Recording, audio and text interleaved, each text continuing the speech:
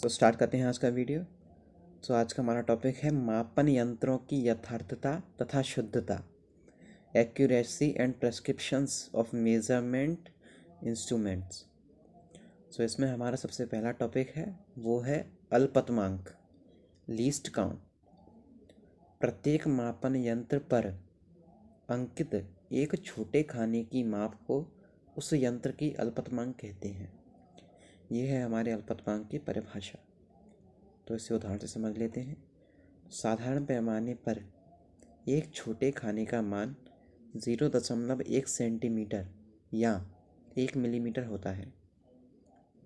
अब यदि छड़ की लंबाई, यानी कि कोई छड़ ले ली हमने, उसकी लंबाई अगर 2.3 सेंटीमीटर व्यक्त की जाती है तो छड़ की वास्तविक लंबाई 2.2 सेंटीमीटर या 2.4 सेंटीमीटर होगी।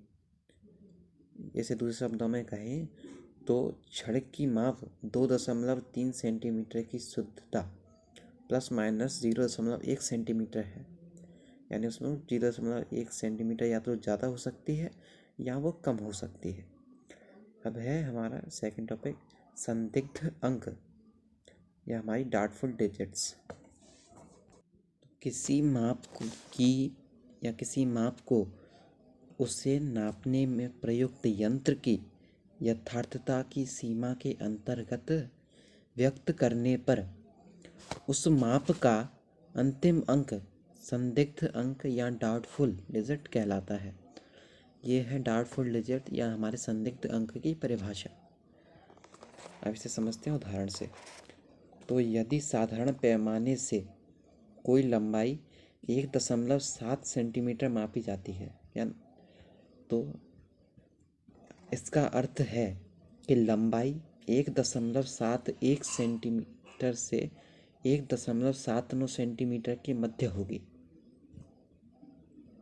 अब है हमारा जो नया टॉपिक है वो है मापन में त्रुटियाँ, एरर्स इन मेजरमेंट। तो सबसे पहले त्रुटियों की परिभाषा देखते हैं। त्रुटियाँ होती क्या हैं?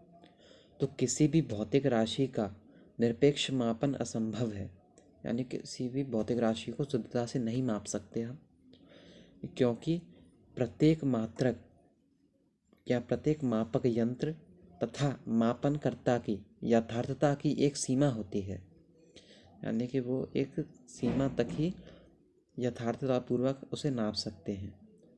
तो इसी मापन की अनिश्चितता को ही उस मापक की त्रुटि कहते हैं। तो ये थी हमारी त्रुटि की परिभाषा। अब आते हैं त्रुटियों के प्रकार। त्रुटियाँ होती हैं दो प्रकार की, या किसी मापन में दो प्रकार की त्रुटि होती हैं या हो सकती हैं। नंबर 1 है हमारी वर्गीकृत त्रुटि, नंबर दूसरी है हमारी यादृच्छिक त्रुटि। तो वर्गीकरण त्रुटि के बारे में आज हम पढ़ेंगे। तो वर्गीकृत त्रुटियाँ होती क्या हैं, पहले इनके जान लेते हैं। तो यंत्र की बनावट, अपूर्ण तकनीक, मापन के समय भौतिक राशि में परिवर्तन तथा मापनकर्ता की व्यक्तिगत त्रुटि के कारण होने वाली त्रुटियां वर्गीकृत त्रुटियां कहलाती हैं। तो वर्गीकृत त्रुटियां निम्नलिखित हैं। नंबर 1 है हमारी यंत्रीय त्रुटि। तो यह त्रुटि यंत्र की बनावट के कारण होती है। यह त्रुटियां कई प्रकार की होती हैं। तो ये है, इसमें है सबसे पहली हमारी शून्यांक त्रुटि। तो यह त्रुटि यंत्र में शून्य के निशान के बनने से हुई गलती के कारण है। इसका उदाहरण है, वर्नियर कैलिपर्स में यदि दो जबड़ों को आपस में मिलाने पर मुख्य स्केल का शून्य तथा वर्नियर स्केल का शून्य संपाती नहीं होता, तो हम कह सकते हैं कि वर्नियर कैलिपर्स में शून्यांक त्रुटि है। इस उदाहरण का अर्थ ये है कि अगर वर्नियर कैलिपर्स के जो दोनों जबड़े होते हैं, अगर उन दोनों को एक साथ लाया जाए तो जो शून्य का अंक होता है या जो हमारा 0 का अंक है, वो अगर संपाती आता है, यानी कि एक दूसरे के ऊपर आ जाता है, तो वहाँ पर शून्यांक त्रुटि नहीं मानी जाएगी। और अगर ये संपाती नहीं आते तो हम कहेंगे कि इन दोनों के मध्य शून्यांक त्रुटि है या शून्य के अंक की त्रुटि है। आती है हमारी अल्पतमांक त्रुटि। या इसे हम कहते हैं लीस्ट काउंट एरर्स या एरर। तो प्रत्येक मापन यंत्र की यथार्थता की एक सीमा होती है जो उसके अल्पतमांक द्वारा निर्धारित होती है, यानी कि हमारे लीस्ट काउंट द्वारा निर्धारित होती है। तो मापन यंत्र की अल्पतमांक के कारण मापन की त्रुटि को संभावित त्रुटि अथवा अनुमेय त्रुटि कहते हैं। तो हमें अगर अनुमेय त्रुटि ज्ञात करनी है तो उसके लिए ये फॉर्मूला लगाना पड़ेगा, जो है हमारा delta x upon x into 100%। तो यहाँ पर हमारा एक्स है संभावित माप की में त्रुटि, तथा डेल्टा एक्स था हमारा मापन यंत्र की अल्पतमांक।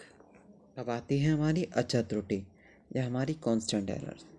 तो किसी मापन यंत्र में गलत अंशांकन के कारण होने वाली त्रुटि अचर त्रुटि कहते हैं, या इस त्रुटि को अचर त्रुटि कहते हैं।